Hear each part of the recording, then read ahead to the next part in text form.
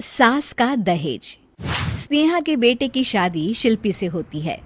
शिल्पी दहेज में हर सामान लेकर आती है जो पहले से ही स्नेहा के घर होता है। ये सामान स्नेहा के पापा ने उसे दिया था। अरे शिल्पी, मेरा टीवी क्यों हटाया? क्यों हटाया मतलब? अरे बड़ा और अपडेटेड टीवी है ये। स्नेहा को गुस्सा आता है और वो शिल्पी के बड़े टीवी के बगल में अपने पुराने जमाने का टीवी भी रख देती है। बड़ी आई अपडेटेड वाला। अरे बहुत सारी तेरी जैसी बहुओं को जानती हूँ मैं, जो घर से लाए सामान का रौब दिखाती है। ये ना समझ के हम भिखारी हैं। देख ले, हमारे पास भी टीवी है। ओहो, जो करना है वो करो। कोई मेहमान आएगा तो हंसेगा कि एक ही जगह दो दो टीवी। हंसने दे, दुनिया भी तो देखे कि सिर्फ तू नहीं, मैं भी दहेज लेकर आई थी। अब यही हाल हर सामान का हो जाता है। ड्राइंग रूम में एक साथ दो तरह के सोफे रखे होते हैं, एक नया आलीशान तो एक पुराना लकड़ी का। शिल्पी स्नेहा की इस आदत से काफी दुखी हो जाती है। एक टीवी पर रामायण चलती है तो बगल की टीवी में फिल्मी गाने, किसी को किसी की आवाज भी सुनाई ना पड़े वैसे। घर के दूसरे सदस्य भी सास बहू की इस आदत से परेशान हो जाते हैं। एक दिन स्नेहा की बहन उसके घर आती है और घर का नज़ारा देखकर हैरान हो जाती है। कहीं पुरानी फ्रिज के बगल में, कहीं नई फ्रिज, तो कूलर के ठीक ऊपर एसी। अरे स्नेहा, ये तूने घर की क्या हालत बना रखी है?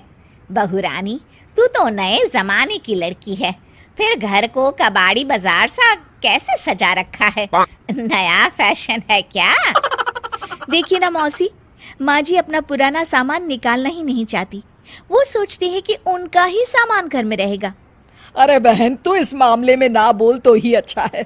मैंने बहुत सी बहुओं को देखा है अपने लाए सामान पर सास को धौंस दिखाते, और मैं भला किसी की धौंस को क्यों सहन करूं? मेरे पास तो सारा सामान है, और वैसे भी क्या कहते हैं, ओल्ड इज गोल्ड। अब क्या था, शिल्पी ये सुनते ही भड़कती है और जोर जोर से चिल्लाने लगती है। वाह माँ जी वाह, जरा अपना सोफा तो देखिए, ऐसा लग रहा है खुदाई से निकला है लकड़ी का।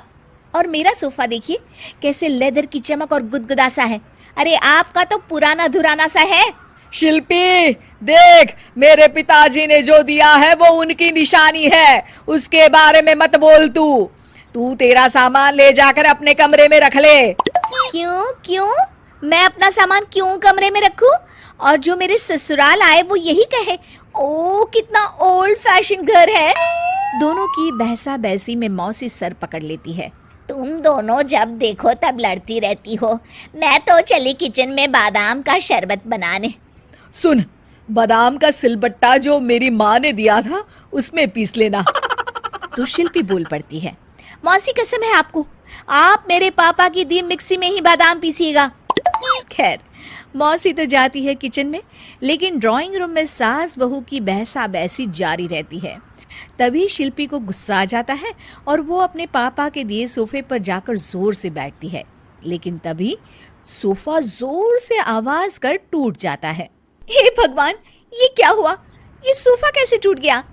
बेटा, अब समझ में आया ओल्ड इज गोल्ड क्यों कहा जाता है। टूट गया ना तेरा सोफा। तभी किचन से जोर से आवाज आती है और मौसी काली पीली होकर किचन से बाहर निकलती हैं। शिल्पी, तुम्हारी कसम के चक्कर में मैंने बादाम के लिए मिक्सी का उपयोग किया था, लेकिन जैसे ही प्लग ऑन किया, अरे मेरा ये हाल हो गया। और भरोसा करो आजकल की चीजों पर। मैंने तो कहा था तुझसे, माँ की सिलबट्टे पर बादाम को पीसती तो तेरा ये हाल ना होता और स्वाद का स्वाद बरकरार रहता। अरे जब सब चीजें घर में थी तो क्या जरूरत थी तेरे पापा को सामान देने की? वैसे भी बहू, आजकल दहेज वही मांगता है जिनकी खुद की काबिलियत नहीं होती। आप ठीक कह रही हैं माँ जी। मेरे लिए ये सौभाग्य की बात थी कि आप लोगों ने पापा से कोई डिमांड नहीं की थी, लेकिन मैं आपको समझ ही नहीं पाई। मुझे माफ़ करिए। अब इस घर में नई चीज़ तभी आएगी जब पुरानी खराब हो जाएगी।